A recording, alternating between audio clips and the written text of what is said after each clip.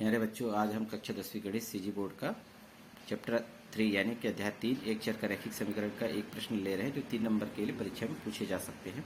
जांचना है, प्रश्न पढ़ेंगे। x = 2 और x = 3 पर दिए गए वर्ग समीकरण का मूल है या नहीं। इसका एक वीडियो और बना चुके हैं जिसमें हम बता चुके हैं ये मूल कब कहलाता है, जब इन दोनों मान को हम इस वर्ग समीकरण में रखेंगे और इसका दाएं पक्ष यदि 0 के बराबर आता है तो मूल कहलाएगा। यदि इन दोनों का मान यदि 0 के बराबर नहीं होगा तो वह मूल नहीं होगा। यही पूछा, मूल है या नहीं, यही बताना है आपको, या नहीं।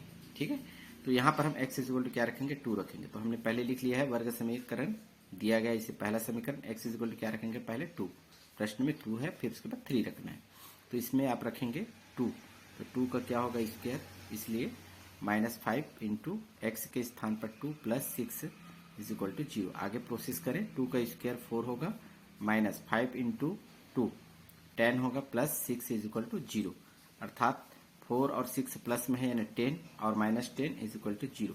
अर्थात ये 0 के बराबर क्या हो गया, 0।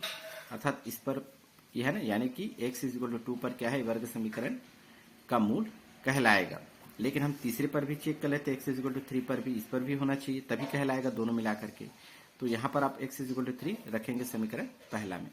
तो x यहाँ पर है तो रखेंगे 3 का स्क्वायर, इसलिए -5 इंटू एक्स के स्थान पर क्या रख सकते हैं, 3। चाहे तो आप गुना भी कर सकते हैं, इस तरह से लिख सकते हैं 3 + 6 = 0।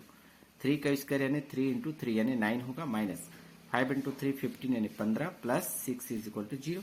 अर्थात दिखाई दे रहा है +9 है +6 15 यानी 15 होगा, -15 = 0। यानी 15 में 15 घटा सकते हैं तो कटेगा तो क्या आएगा, 0 आएगा।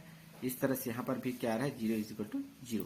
तो दोनों कंडीशन में देख पा रहे हैं x = 2 पर भी 0 आ रहा है और 3 रखने पर भी क्या आ रहा है, 0 आ रहा है। अतः हम लिख सकते हैं कि दिए गए